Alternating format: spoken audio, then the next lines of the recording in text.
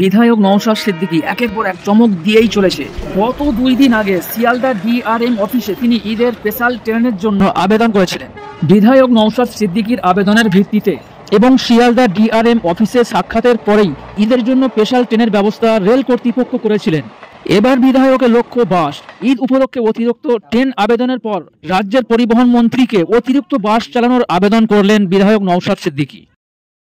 আজকে পশ্চিমবঙ্গ সরকারের ট্রান্সপোর্ট ডিপার্টমেন্টের মাননীয় মন্ত্রীর কাছে আবেদন করলাম ঈদ উপলক্ষে আমাদের রাজ্যে স্পেশাল কিছু বাস পরিষেবা দেওয়ার জন্য।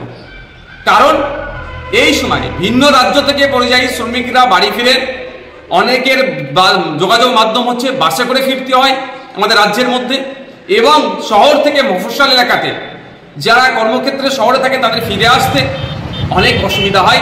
এই সময়ে পর্যাপ্ত পরিমাণে বাস থাকে না, গ্যাদারিং বেশি হয়, ফলে নিত্যযাত্রী যারা প্রতিনিয়ত যারা যাতায়াত করেন তাদেরও অসুবিধা হয়, এবং ঈদের জন্য স্পেশালি যারা বাড়ি ফিরতে যান তাদেরকে অনেক ঠেলাঠেলি করে ভিড় বাসে উঠতে হয়।